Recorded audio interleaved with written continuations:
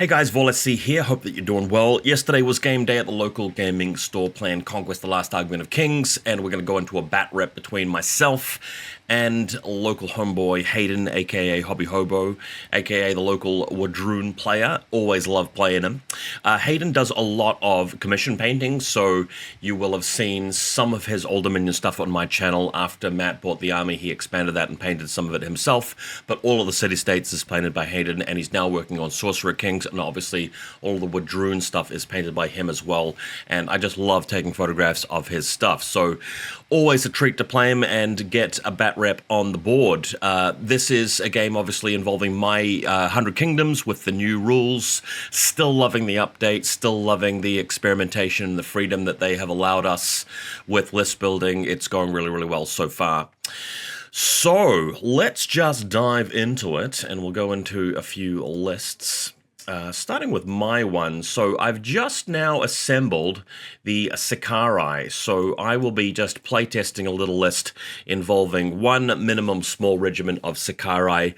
The plan for these miniatures is to finish painting them and then photograph them for Tabletop Simulator so I can render them in as 3D miniatures for everybody to use, and then I'll be ripping up 2 stands worth of them, so about 8 guys, onto a monster stand for a diorama that will represent my Archangel, and I'll use the other 3 or 4 miniatures as retinue for my Theist priest. But for the meantime, while I've got them assembled as your normal, typical regiment, I'm just going to put them in a list.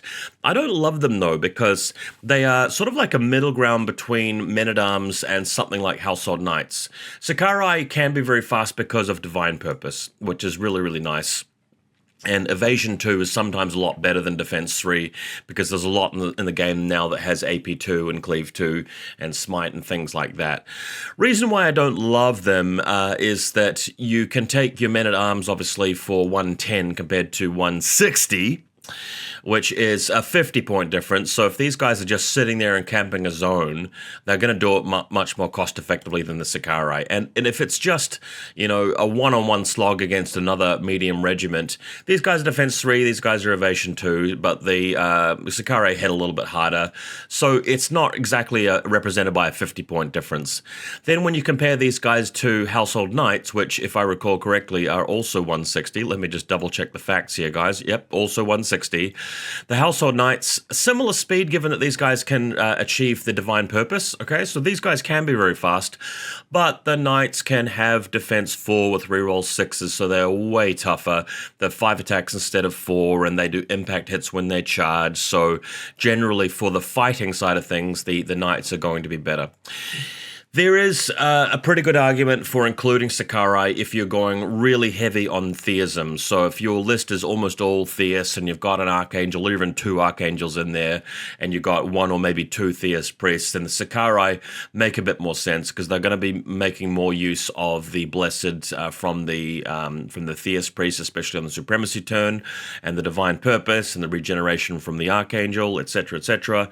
So that's where Sicarii could be useful. For most lists, I don't think that they're that good, but going to be playing them anyway. So Crusading Noble-Lord, very fitting for the theism kind of things. Got 5 Crusaders there, and he's got the Caledburn.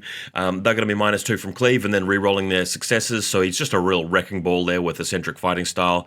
The Imperial Officer is there to just dish out battlefield drills, so he's going to be in the Imperial Ranger Corps this time. This is a bit of a different one for me.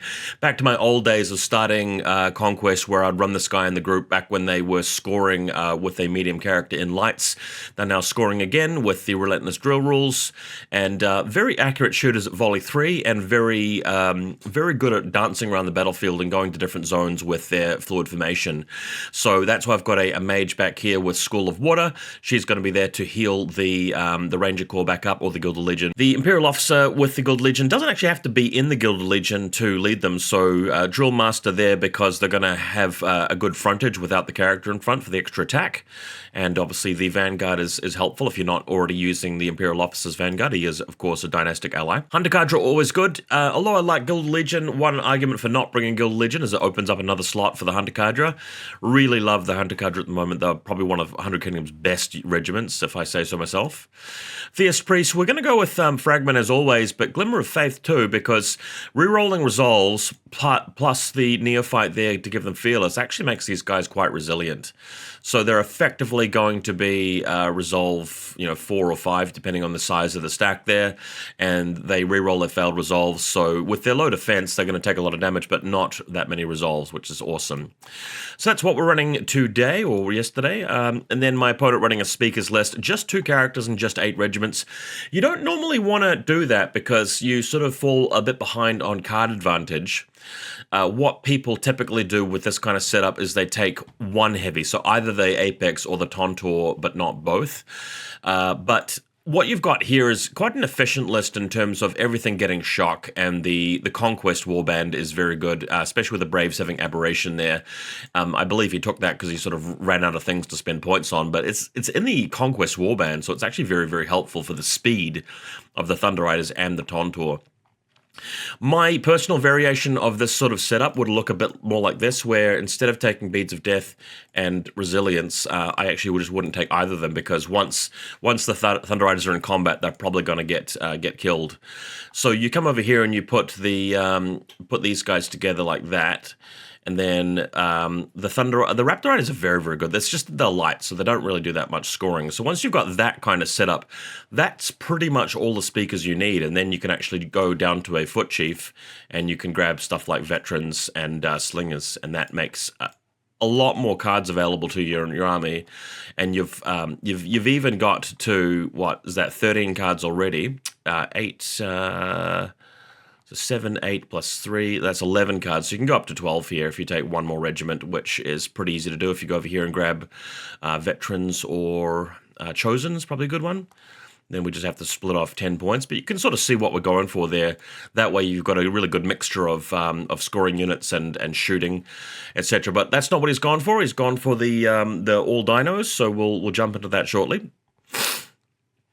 Okay, so Decline Flank is going to be our mission. This one is a bit of a technical one, because what you do is you pick one of the 6 zones to be non-scorable for either player, and then basically with two zones taken away, you're going for the other 4 zones. So it makes it quite hard to get to 3 objective zones for the bonus 2 VPs, and seizing all the objective zones. I think that you still count as seizing. You just don't get the actual base points for them if you're on them. So that's an interesting thing to keep in mind. So at the end of the supremacy phase, player does the same. The second player cannot choose the same zone, and until the end of the round, players do not gain victory points for seizing those objective zones. So you still count as seizing. So that's how you would actually secure all of them for the bonus point. All right, so here is a look at our battlefield. I might just minimize this a little bit further. So we're up here, and you can sort of see where the zones are. So Wadroon on the right, 100 Kingdoms on the left, and you've got zone 1, 2, 3, 4, 5, and 6. The big green trees are impassable, but the white trees are forests, so hindering and obscuring, etc. And we've got a couple of hills in the middle of the table as well. So looking like a really good table. Okay, let's see what we've got here. This is just posturing and setting up to begin the game, and I will be starting with the Imperial Officer Eric Schur, going in with the Mercenary Crossbowmen because he has flank, so that's what's happening there. I think that in this particular photograph, I've picked up the wrong cards. I actually had an additional Mercenary Crossbowman card, which I realized after taking this photo, and I put it in the stack because to tell a lie, he's in the Imperial Ranger Corps, so that's what the officer is doing. He's joined them. The Mage is in the crossbows, the Priest is in the Militia, so quite a lot of lights appearing here. My opponent bringing on the Raptor Riders on his left flank. You can see this little white marker in the background on that circle objective. That's just showing that I've picked that one to be denied, so can't score from that one. It doesn't really matter being the first turn, but we're just getting in the habit of picking zones, otherwise we'll forget. So he's got both units of Raptor Riders supporting each other. I think this is good. because it allows you the potential to get Raptor Riders coming at an enemy regiment from two different angles and forcing them to give up one flank of the regiment. One downside, though, is you've got a lot of stuff appearing at turn 2 and turn 3, which can potentially walk in the board and shoot at the Raptor Riders, so that there is that to worry about, but he's still on his own side of the table for now. And the third regiment showing up, the Hunting Pack, actually, again, supporting the Raptor Riders, and this makes it more likely that each of these units can benefit from enemy regiments being caught out of position. So I really like what he's doing here. In the past, I've seen him make plays where he's just been a little bit too aggressive with one unit at a time and they die and sort of he falls behind, but this helps to ensure that at least one of these light regiments are going to get really good value from a pick. So my entire army showing up here, what's happened is I've drawn my few characters first. He's run out of regiments because he's not bringing any characters on. Then I just simply bring in my entire army opposite the Raptor Riders here. Maybe a mistake to go directly after the Raptor Riders, but my thinking is, in fact, after this photo, I believe I repositioned them a little bit. So where do we get to? No, it's like that. So what you've got is Vanguard being used from the Imperial Officer on the Ranger Corps and the Militia, which are further up the field, as you can see. And then we've got two lines of crossbows. The reason I've done it this way is because I know that he's coming at me with 2 cavalry units, and these are size 2 regiments that the crossbows can see over. So I've got 1 screening unit. I'm happy to lose those guys to trade for a group of Raptor Riders, but I'm not keen on losing the Mage because she is a critical piece to heal up the infantry, and she can go after the zone later in the game being a 4-stand group from Relentless Drills, and if she does take any shooting damage, she can heal back with the water magic. So I'm just trying to protect them there, but with the Hunting Pack coming along the side as well, that's going to be pretty problematic, which is why I'm going to need to bring some sort of regiment here to block that from happening. So yeah, bit of an interesting setup. Not what I always see, but it's what it is. So turn 2, we've got the Crusader Noble Lord coming in with the Crusaders, and we're also picking up, I think that's it, actually. 1 unit of men-at-arms, and then everybody else is pretty much staying off the board. So didn't get very many successes for medium rolls. My opponent bringing on the Winglord Predator. This is a great play here from the Winglord because he's medium and we're in turn 2 now. So he comes on immediately to the side of the board where he can pick up 2 points and all the other actions happening on that side of the board. So this is just such a great play. And because I've picked one of the other zones to be the zone that he can't score from, he's able to quickly dive in and grab 2 points, which is really, really strong. And it's a great thing about the Quaddle as well. So Hunting Pack moving over to the side here, just on top of my zone. This prevents me from double marching up with or vanguarding up with something like Crusaders or Hunter Cadre to get into the zone. So really good strong play here. He's actually playing really, really well, and it also threatens to get around the back of the Mercenary Crossbowmen if I don't put something in the way of them. As for the Raptor Riders, they are just holding back, not moving forward. They're not coming in range of the crossbows. I think that's fine. The good thing about playing like that is that it gives you more time to bring other stuff on the board, so that when he does dive in and when I do commit to shooting him, it gives the rest of his army more time to get into position and attack my position from another angle. So I just really like that play. So that's where we end up. No damage taken on either side. This is pretty much turn 2, halfway through, and both sides have all the regiments that they started with here. So Militia, just turning around a little bit. We're just trying to avoid exposing a flank. We don't really want him in a spot where if he does dive in here, we don't really want him getting liquid formation to turn around and charge in the flank and wiping these guys out, because that would take so much damage from a flank charge. They do get to reroll resolve checks, but then that would be cancelled out by rerolling the successes from the flank charge. So yeah, a little bit problematic there. Okay, so next up we have the Imperial Officer with the Ranger Corps. They are just spreading out a little bit. They've got liquid formation just to go here, and they're standing in the forest. They will be the first line of defense against the Thunder Riders, because the Thunder Riders won't do brutal damage through the impact hits through the forest. So just really preparing for that situation. And on the left-hand side, the men-at-arms are rolling up here to grab the objective, just because I don't want to fall behind on points. So they're using Vanguard to march all the way up to that little circle zone there. All right, and then we have the chapter mage just turning around a little bit to shoot at the hunting pack, and they're doing enough damage there to inflict maybe 3 wounds, which is enough to kill a stand. By the way, guys, if we just go all the way back here to this photo, so what I realized here is that although I've deployed that second unit of Mercenary Crossbowmen, I didn't actually have them in my hand, so I've taken them off the battlefield. So if you come back here, there is 1 regiment of Mercenary Crossbowmen and the Imperial Ranger Corps, not 2 units of Crossbowmen. So we've actually removed them from play, that being a mistake that I caught fairly early on. Okay, so instead, they're coming on over here.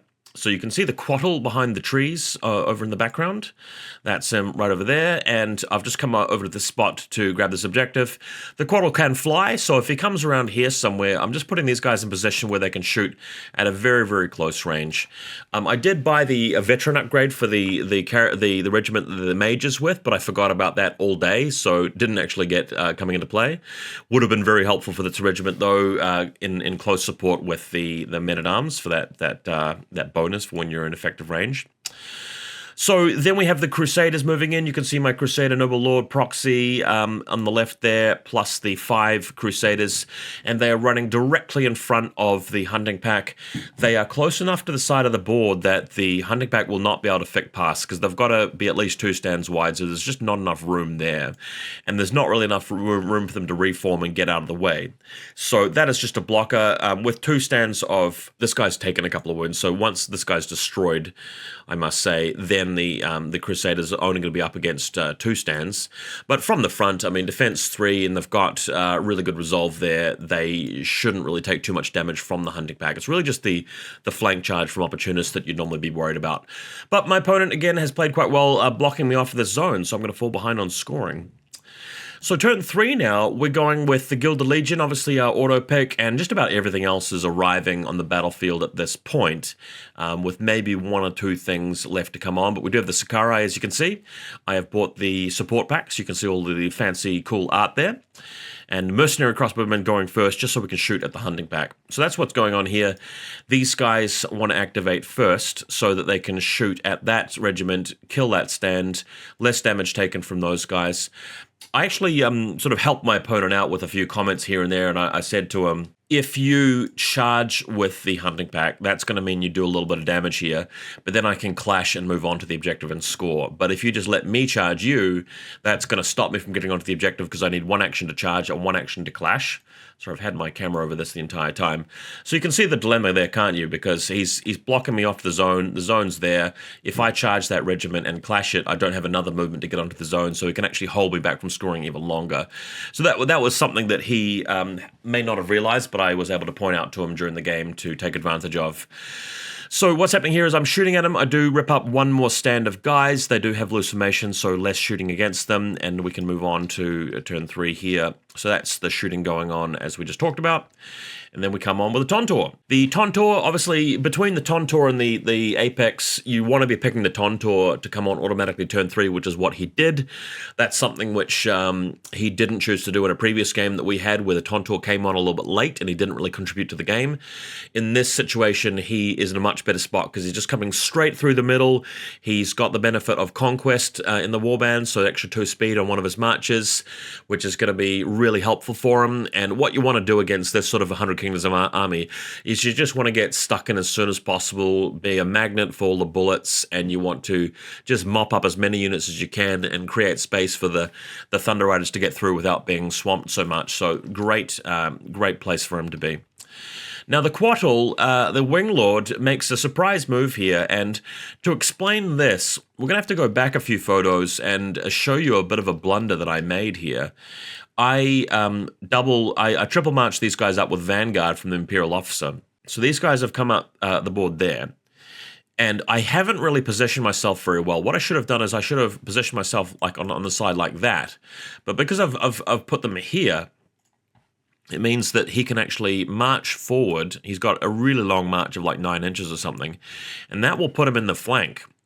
So he can then charge through there, and the Quattle gets a little bit of a bonus from that kind of attack. So let's have a look. Death from above. Brutal Impact 2 when charging the enemy's flank or rear arc, so normally doesn't have Brutal Impact. So that is actually really, really strong play, and this is just a blunder from me, which could prove costly. So let's just come to the point where this happens. He charges in on the side here, destroys 2 stands of guys, effectively, because he rolls very well, and obviously he's got Terrifying and rerolling resolve checks and everything like that, and ignoring the shield, so just a really beautiful play, and a great photograph as well. So we have the crossbows shooting at the Quaddle in the distance there, getting a little bit of damage, but they are just crossbowmen after all. They're not the most accurate, and it's going to take time to chew through that big beast. Thunder Riders coming through the middle here, and these guys don't have too many great options. If they go on the same flank as the Quaddle, there isn't really much for them to attack there. And through the flank with the Raptor Riders, they are sort of a little bit, traffic jammed by what's happening on that side. And through the middle, there is a forest with a bunch of Imperial Rangers. But they're coming through here anyway. I think this is fine, because even if you charge into the forest and lose your impact hits, simply the tramples are going to destroy a lot of Ranger Corps there. And then if you can clash and just keep moving through, getting these guys straight into combat is what you want to do, because the impact hits are great, but they're not everything about this regiment, and realistically, you just want to start getting into combat, because a lot of the Imperial, 100 Kingdom stuff is just so squishy, right? So another beautiful photograph of them. I love getting pictures of these guys. The painting is just really fun, and the color's very, very vibrant, as you can see. So Militia, just moving back a little bit. These guys have the Elysian Fragment. This is my best hope, really, of getting a lot of wounds on the Tontorr. If we can bait him into a situation where we can get the Spirit Shines going and get Blessed on the regiment, and we can get a charge clash on the Tontorr with Elysian Fragment, that will do quite a lot of damage to it. Probably will just kill it outright, but my opponent understands, what the regiment can do, so we'll be looking for opportunities to avoid that. We have the second unit of Thunder Riders appearing just behind the first unit of Thunder Riders. Maybe these guys should have gone on a different flank, but this is also fine. He doesn't have a lot of scoring units, so having these guys at the back, camping a zone, and then charging in later might be fine. And then we have the Sicarii. Did spend a fair bit of time painting these over the last few days, and they're not done yet. I do have another round of little detail and highlighting to do, but they were pretty fun to paint and they look pretty cool. So what I'm doing here is I'm just marching on right next to the Quaddle and hoping desperately that I win the Supremacy roll so that I can charge it and kill it. That will allow me to keep this one stand of men-at-arms there just to camp that one objective for the rest of the game, and I can even march the Sicarii around this side to grab his zone there, so I'll get 2 points here and 2 points here. He will be able to defend this with either the Braves or the Apex Predator, but at least I can spread his army out and cause him some headaches there. But of course, if the Quaddle goes first, kills the men-at-arms and runs away, then I'm in a lot of trouble. So another glamour photo here. Really happy with the paint jobs on both sides, to be honest. A great little contrast between blue and red here from the Sicarii, and great little sculpts as well, and a very dynamic throwing pose from the Winglord Predator. Really love that look. Okay, so here comes the play. The Raptor Riders moving in, and this happens after the crossbows have made their shooting attempt at the hunting pack. So I can't shoot the Raptor Riders here, which means that, again, if he wins the roll for first turn and charges the Mage's regiment, I could lose the Mage. And that is really terrible, because if I lose the Mage, then the only scoring unit I have on the right-hand flank is these guys. They want to be getting 2 points a turn from that zone, but they also want to be coming over here as well, and I can't do both. I could maybe bounce my way between the two of them at the end, but it's not particularly efficient. So this is problematic. Luckily, one thing I have going for me here is that I do have the Theist Priest with the Holy Fire available, so that might be one way to get me out of it. And if I do go first and just shoot him with the Mage's regiment, then that might mean the Quaddle beats me up elsewhere, so this is turning into a bit of a difficult game, and another close-up photo of the Raptor Riders, just very well painted. A lot of individual detail here that I love getting the zoom in on. Alrighty, Men-at-Arms attacking back, doing a little bit of damage to the Quaddle, but, not very much, just with them being broken and having to rally. But I just, again, close-up photos, love taking them. And my opponent making another great play here with the second unit of Raptor Riders. And what's great about this is that he can charge through with the orange ones first and then leaves room for these guys to use Liquid Formation and charge the Militia, doing a lot of damage. If I lose some Militia there, that means that the Tontorr is not going to take as much damage from Elysian Fragment later on. So really just playing very, very well here as our Wadroon friend. So I have to pick one of these Raptor Rider regiments to shoot with the Theist Priest. Can't exactly get both of them. And we now have the Gilded Legion marching through. What we're going to do here is we're just going to camp in the forest and we're going to slowly drudge our way through the Thunder Riders as they come through the board here. And hopefully with the support of the Theist Priest and maybe the Mage if she survives, these guys might be able to hack through a bunch of Thunder Riders with the help of the forest and of course Pike Formation. All right, another close-up look at them. We've got a big pack of 6 here. Of course, I've got another 3 stands of them to assemble, which I can't wait to do. We now have the Hunter Cadre showing up. I think the best spot for these guys is against the Quattle. I strongly considered trying to support the Mage there and shooting at the Raptor Riders to help maybe keep the Mage alive. But given these guys would just be walking on, hitting on 2s, I don't feel like I could have killed a lot of Raptor Riders, which also have good evasion. So over here we can get Fiend Hunter onto the Quattle, and that allows me to just make sure that the Sicarii can finish it off, because it still has a number of wounds left. So after these guys shoot at it, the Sicarii can easily kill it with the next action. And if he does bring his Apex Predator on this side of the board, I've got these guys to help deal with it, and I might be able to sneak the Sicarii around the left-hand flank past the tree. All right, so there's the shot of them shooting from point of view of the Quattle, the Winglord, and lighting them up with a few bows and arrows. The Braves appearing on the left-hand flank behind the Raptor Riders. Their goal is just to sit on that one objective there until the Crusaders come over. So these guys basically doing their job. They're just going to jump onto that one objective and score from it for as long as they possibly can. As always, can't resist the close-up photo. You can see the individual detail that Hayden's done with the muscles. They're so ripped. They've got so many different... I don't know what Wadroon physiology is like, but they've got all kinds of little muscles and sinews popping out. So over here, the Mage, she's been shot at by the Raptor Riders. Sorry, I had a blank moment there. But is able to shoot back at them with her Plink spell of doing 3 automatic damage. The regiment here is broken, so she can't actually heal them right now, but they will rally. And over here we have the Theist Priest shooting a bit of a Holy Fire straight into, which unit was it? It was these guys with a Holy Fire. So these guys take a bunch of damage, which breaks them. They can't charge me, but this regiment over here is going to be more of a problem. We then also have this regiment here. They're turning around to shoot at the... sorry, excuse me. I've got that completely wrong. I think what happened here is that excuse me. What actually happened is the priest went after that regiment and broke them because the other one's directly threatening the Mage. And then we turned around with the Imperial Ranger Corps to shoot this regiment to try and break those guys. So it's just a very desperate situation, but all of the guns going into those Raptor Riders to try and basically salvage my Mage, essentially. And then for the very last activation on my side, the Crusaders jump in here against the Hunting Pack and wipe them out, but of course, falling short of that zone that we talked about, so they are going to have to wait another turn to score. Righty, so this is turn 4 now. We're going last with the Gilded Legion because if he commits his Thunder Riders in to attack something, then I want the Gilded Legion there to get a clash action at the end of the turn, trying to zone him out.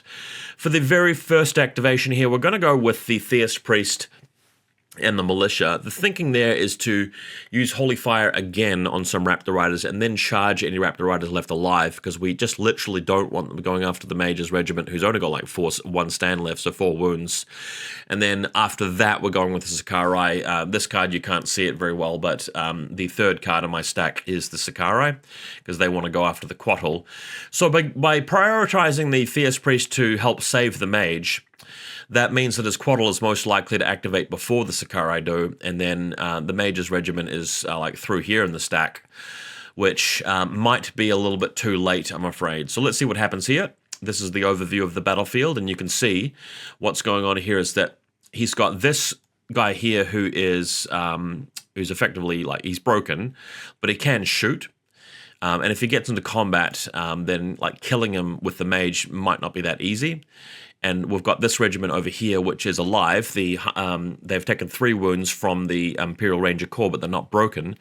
So the reason why I'm going with the priest first is the priest wants to eliminate these guys, and then the Quaddle will probably attack over here against the men-at-arms and run away.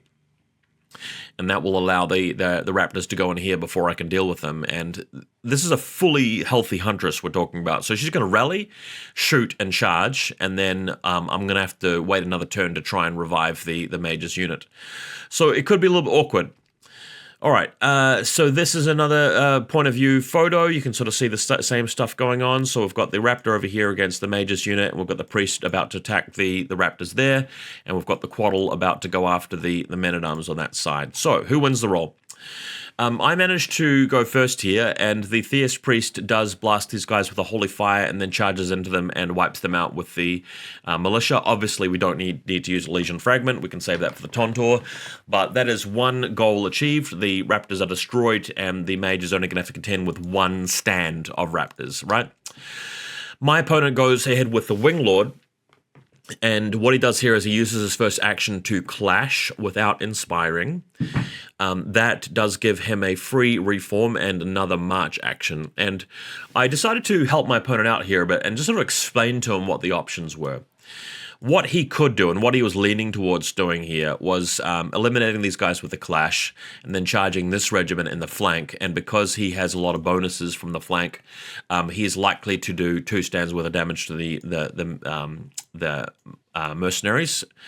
What that would have meant, though, is that I've got 2 regiments nearby here, the Sicarii and the Hunter Cadre, to just eliminate the Winglord. So he would lose his Winglord straight away, and I would be able to press on with my turn. And I said to him, like, that's one option, but another option is just simply to turn around and move out of line of sight of the Sicarii. So this is my idea here, where he's attacking the men-at-arms, which were previously here, so they've been destroyed. So action 1 is to clash. Action 2 is to free reform with liquid formation, which counts as one of your 3 allowable actions in this edition of the game. And then he marches away. So you can sort of see that the angle of line of sight for the Sicarii is like that. So they're not able to charge him and clash him this turn. What I can do is I can wheel around and then charge him in the back, but it just buys him more time to get out of the way. He's only taken 6 wounds here.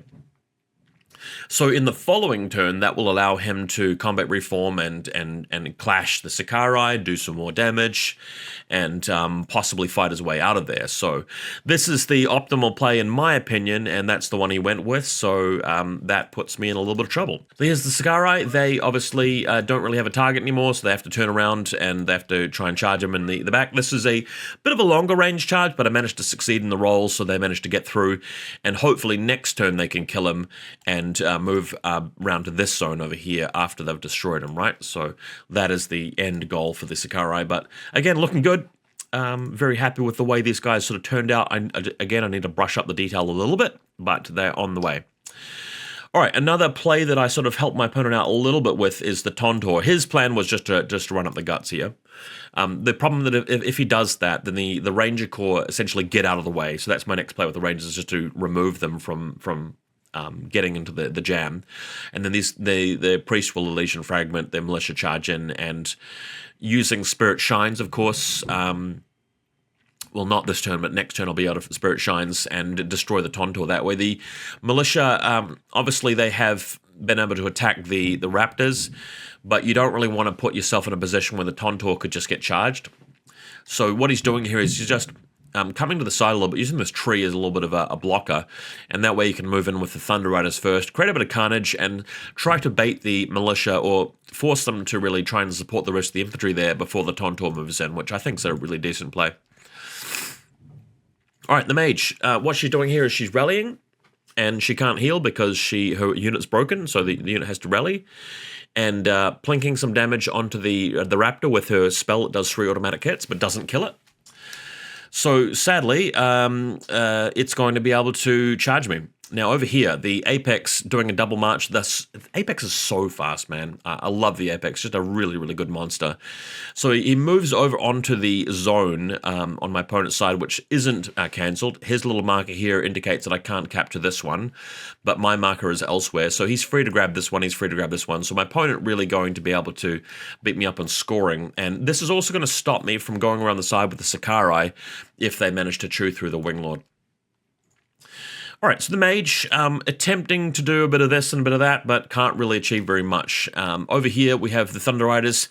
They are double marching, and what they're doing here is they're just touching the edge of that zone in the middle, and they're setting themselves up in a position where next turn they can just march and then clash the Rangers here and then deal with the Gilded Legion. But at least he's on the zone here. Although these guys won't do a world of good, capturing the zone is the least that you can ask for, I think. And another gratuitous close-up photo. I'm sure you guys aren't sick of seeing these images of the wonderful... I mean, this is what Tabletop Wargaming is all about. The great terrain, the great miniatures, the great photography, and the great battles. All right, so this unit of mercenaries, which have thankfully been spared from the vengeful clutches of the Winglord Predator, are able to move up and fire at the Thunder Chieftain's regiment, Thunder Riders on the hill. The second unit of Thunder Riders moving in behind. This is the second wave, so once the orange Thunder Riders move in to do some damage, the black ones will be back here to camp that zone for a little bit longer. So we have the Ranger Corps just spreading out with their formation here and shooting at the Thunder Riders, inflicting some damage, not quite killing a full stand just yet, but doing a fair bit. Over here, the Lone Huntress, pretty much the VIP, as it turns out, is going to charge in against the Mage. And you can see here that the Mage has taken some, has actually managed to heal back one stand, but the Raptor Rider shoots at them and then marches in after rallying. And if he wins the roll with the Raptor Rider, I have 5 wounds left, and the Raptor Rider has effectively 6 attacks with Flurry. So that's the thing I've been worried about the entire game. Once again, here is the issue. Crusaders need to score from that, and they need to wipe them out and score from that in the long run. And the Mage wants to come over here, or she wants to go back this way and heal the Gilded Legion. If I can do one of those two things, I think that I can win. If I can't do those things, it's going to be very difficult to win, in my opinion, because there are a lot of threats on the board. So Crusaders now moving around, and they are positioning themselves to score, but also next turn to go after these Braves and destroy them and take their zone away as well. We have the Hunter Cadre moving around to shoot at the Quattle. Again, it's taken 6 wounds already, but 1 round of attacking from the back with the Sicarii should be enough. But if I roll really low, then they won't do the job. So just to ensure that I can do that, I'm shooting at the Quattle with the Hunter Cadre. The other option, as you can see here, would have been the Thunder Chief's unit, but I wouldn't really be up for as much damage. The Thunder Chief have Hardened from Resilience, and the Quattle has Defense 3 Evasion 2, if I recall correctly. Defense 3 Evasion 2, yep, I remember that right. So these guys with their AP1 are still going to be quite useful against the Quattle, especially with Fiend Hunter. So a bit more of an overview of the battlefield. Let's zoom out. My opponent has taken a scoring lead, and things looking a little bit difficult here. So the Mage really needs to go first against the Raptor Rider, otherwise I'm in trouble. These Crusaders, they don't really mind being charged by the Braves. They can take that, but they're probably just going to charge here and kill the Braves. And then in the middle, we've got the Thunder Riders. They can charge the Imperial Officers Regiment and just clash it and kill it, and then I can attack them with the Gilded Legion. So that's going fine. This regiment would really love to fight against the Tontorr, but the Tontorr is wisely not coming into range. The Sicarii really want to act first against the Quattle, but if the Quattle goes first, I'm going to lose some of them. And then I've got a couple of shooting units to take on the Thunder Riders in the center, but the Apex Predator, if he comes through that way, with just 2 shooting regiments, even though one of them is the Hunter Cadre, I might not be able to do it. So this is looking like quite a close and intense game. Another zoomed out view, you can sort of see what I'm talking about on the left-hand side. That Apex Predator looks like, you know, he's happy to just keep scoring for a while, but he can also march forward onto my zone if he wants to. And the problem for me is that I get into a situation where if I start picking the Apex Predator zone to be the one that can't be scored from, the Apex can roll off that and go somewhere else. So yeah, not really that comfortable with the situation. So what we're going to do is we're going to draw the Mage first. She's going to attempt to heal the Mercenaries, which have rallied now, and then we're going to clash the Raptor Rider in close combat and hopefully kill it. We are clash 1 though, so it's terrible. Then the next card, although you can't see it very clearly, I believe was the Sicarii, but we'll check that out in a moment. Gilded Legion and Militia going last, just in case the Tontorr and the Thunder Riders are in range. I want to out-activate them and then move those guys in at the late stage of the turn. Exciting. So what happens here? Right, so we have the Quattle is able to activate first and attack the Sicarii, and he is able to do quite a lot of damage to them because he's pretty good in close combat, and he will die shortly, but the damage onto them is going to be significant. We have the Mage going in for a bit of a heal against the Raptor Rider, but unfortunately the dice don't go my way, and we don't manage to destroy the Huntress, which is really problematic. The Thunder Riders moving now, and as you can expect, they clash and trample the Imperial Officer's unit so badly that my Imperial Officer and Ranger Corps are deleted, but it will leave room for the Gilded Legion to charge the Thunder Chieftain and do a fair bit of damage to him. The Sicarii, which have been badly mauled by the Big Bird, are rallying and they're attacking and they're doing a little bit more damage, getting within range now to kill him with the Hunter Cadre, but it's just been a big effort. And you can sort of see and appreciate why it was a really good play to move the Quattle back away from the Sicarii and prevent them from getting just a flank charge while they had all of their stands available. So the Tontorr now moving through and getting a spot where he can go after the Militia. And I think that this is fine here because this means that the Militia, if they try and commit with a long bomb charge, are at least going to get countercharged by the other unit of Thunder Riders later, and it's going to allow him to slowly grind through the center of my army when the rest of my army just needs support on the left and right flanks, with the center being completely tied up. It just really makes it a tight game. Over here, the Crusaders at least doing their job and brutalizing the Braves here and removing them, but ending the activation on neither of the zones, so still not catching up on scoring, which is more of a problem. We have the other unit of Thunder Riders positioning on the zone here. They can score this one while the orange Thunder Riders have moved away from it, so still doing their job there. This is the zone that I've nominated as one that he can't capture for now, but he can capture it in future, so that's why he wants to keep them there for a bit. Crossbows here shooting very close range at the Thunder Riders, helping me to soften them up for the Gilded Legion to go into them shortly in a moment. And then we have over this side the, what have we got here? The Apex, I don't know if he decided to move out this turn, but yeah, can't quite remember what was going on this for. Possibly this was the Hunter Cadre shooting at the Quattle.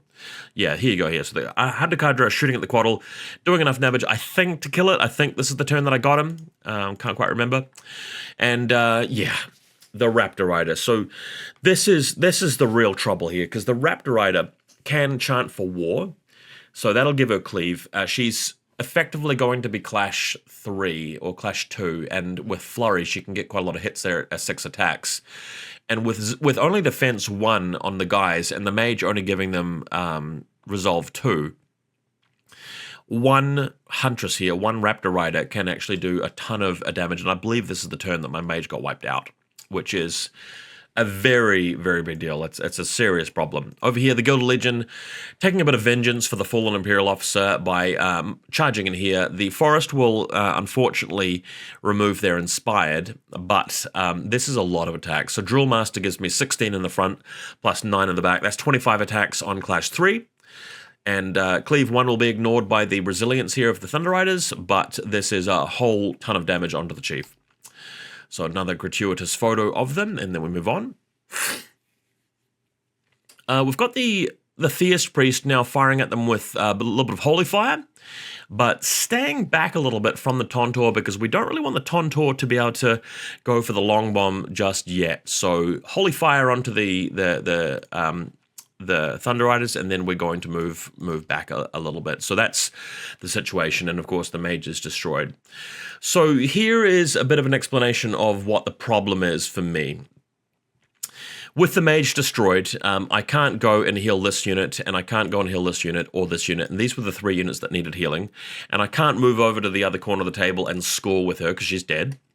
The Crusaders are a little bit out of position, unfortunately, and what can happen now is that this Raptor Rider can charge the flank of the Theists, of the Militia.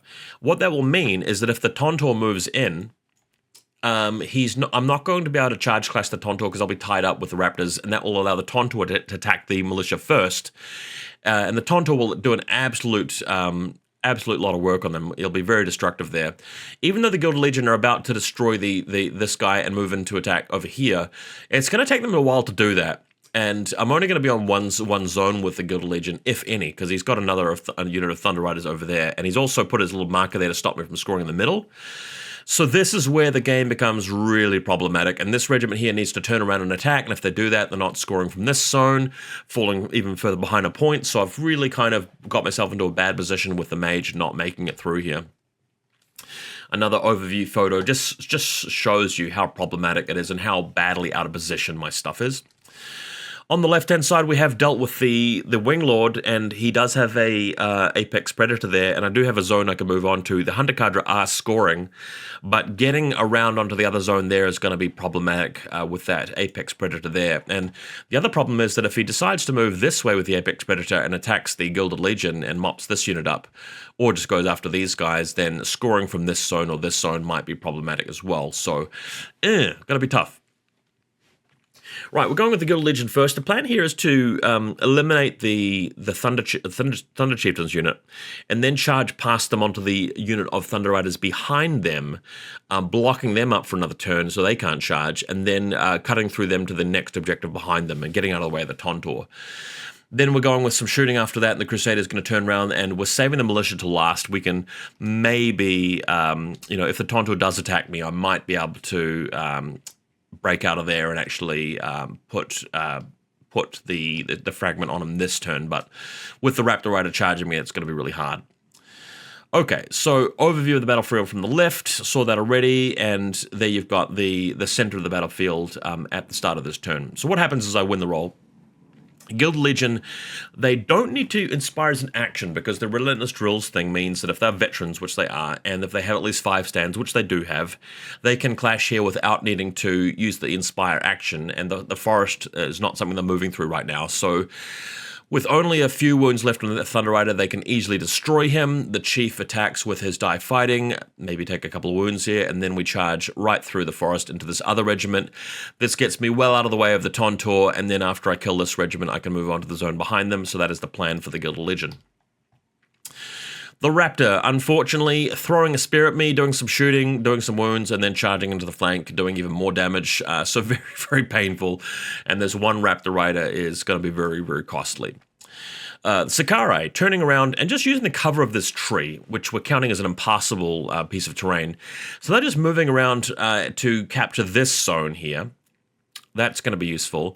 So if the Apex decides to go after the Gilded Legion, I can at least control this, or I can move past the tree onto his zone onto the left. Only problem is I'm running out of time. I'm still pretty far behind on the scoring. On this side, the Thunder Riders can attack my Gilded Legion, but these guys obviously don't really have much cleave going for them. So Bastion up and running with the Gilded Legion means that they take not very much damage. We then have the crossbows just trying to soften up the Tontorr a little bit. They're shooting through the forest there, but able to get a couple wounds on him from the long range. And then the Tontorr uses Conquest to march 8 inches and charge into my Militia, which is painful because even with just the tramples, he's doing a bunch of damage here. And the fewer stands I have, the less effective Elysian Fragment's going to be, unfortunately. So this is a real problem, and you can see from the back of his base there, he is camped on the zone. So this is the point in the game where I feel like could be heading towards a loss, to a bit of a defeat here, because the Tontorr is just very well positioned, and the Crusaders are not very well positioned. If they were able to charge straight away, that'd be great, but unfortunately not. So with the tramples and the impact hits and the Raptor Riders, would reduce to one pitiful stand there, and that is a waste of a Militia unit, unfortunately. I have been using my Supremacy abilities this game, but unfortunately not a great, a lot of work out of them. Maybe not the best list in the world, but it is what it is. All right, so the Apex Predator now marching for my zone here. So he started on the zone in the background, and he's going to march over here. My opponent didn't think that he had enough movement to make it to the zone, but it was pretty close, so I decided to give him the benefit of the doubt. So we actually repositioned the Apex just to count him as touching the edge of the zone there, just to be charitable, and that means he's got 3 scoring versus 1 scoring worth of stands there, so he's going to be able to pick up this zone to go further in the lead on points. So yeah, I just decided to give him the benefit of the doubt. It was all good. And then the Gilded Legion have activated. Just another glamour photo of the Apex, really. I love his little nose there, very, very blue. The Crusaders turning around just so they can get a charge onto the Tontorr if needed, but there's also the zone behind them, so they can back up onto that. Hunter Cadre shooting at the Apex. He is in the forest, though, so he will get the benefit of obscuring, which really helps them against the hunting Hunter Cadre hunting their way through the forest to hunt dinosaurs. The priest going to activate Elysian Fragment, Holy Fire, etc. onto the Tontorr. Does a little bit of damage, but eventually just gets stomped on. Alright, so we're going first with the Gilded Legion to chop our way through the Thunder Riders, and then move on to the zone, then the Sicarii to hopefully evade the dinosaur and march around them or charge them or do whatever we need to do, and then the Crusaders. Overview of the battlefield. So, materially, things are fine for me. I mean, I'm in a position where I could potentially wipe out the rest of his army, but I'm just so far behind on points that it's just not really going to be likely to happen at this stage. Let's see if I can click on the right button here. So I'm obviously going to lose these guys. The Tontorr's in the zone here. He's taken 11 wounds. The Crusaders can charge over here if they're lucky, but then they're going to leave a bunch of other zones behind. The Gilded Legion are going to take quite a while to actually cut through that unit, and they've now got another dinosaur on their hands. I've got 3 regiments over here. 2 of them are scoring, which is nice, but they're just not in a very good position to do the scoring. All right, so the T-Rex charging the Gilded Legion, great little play here. This gets around the pike formation, and of course, with Terrifying and all of that, just manages to chomp through them. They haven't put up Bastion at this point in the turn, so this really protects his Thunder Riders and stops me from cutting through to get to that zone at the back. So with only 2 stands of guys left, there's not much they can do. They're trying to hold out against the Thunder Riders, but can't really see it happening. Over here, the Thunder Rider and the Raptors can demolish my Theist Priest. And with the Crusaders, now that the Tontorr has turned around, I could go after him here, but I think the better play is just to go and hide.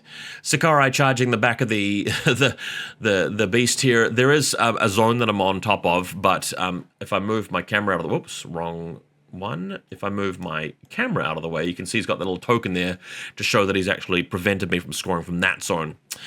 Thunder Riders here doing a bit more work onto the Gilded Legion, and the cowardly Crusaders just backing up onto a zone to try and get some points. I did this because at this point in the game, there was a very vague hope of me maybe stealing a win or getting a draw if everything went perfectly, but I had to have enough points for that to work out. So the Crusaders pulling back a little bit. Part of the thinking here is that the unit is large enough that if I back off into a correct position and then he decides to deny that particular zone that they're on, they can reform and move over to the other zone because it's nearby, and they could still pick up a few points. So that is the premise of the plan here. Raptor Rider's turning around and charging me, so I'm at least going to have to kill him before I can actually execute that plan, so a nice little play here. This is the MVP of the game, by the way. This Raptor Rider this Huntress has been excellent the entire game. More shooting into the beast here from the crossbows from very close range, and Hunter Cadre doing the same, just peppering him with shots, getting even more damage onto him. The Tontorr not really needing to move, just moving to the side a little bit, just protecting his positioning a little bit there. Continuing to score. Well, not continuing to score because, again, I've got this one nicked. That's the zone he can't capture, but he is getting points here with these Thunder Riders, and he's well ahead on points. That's the thing.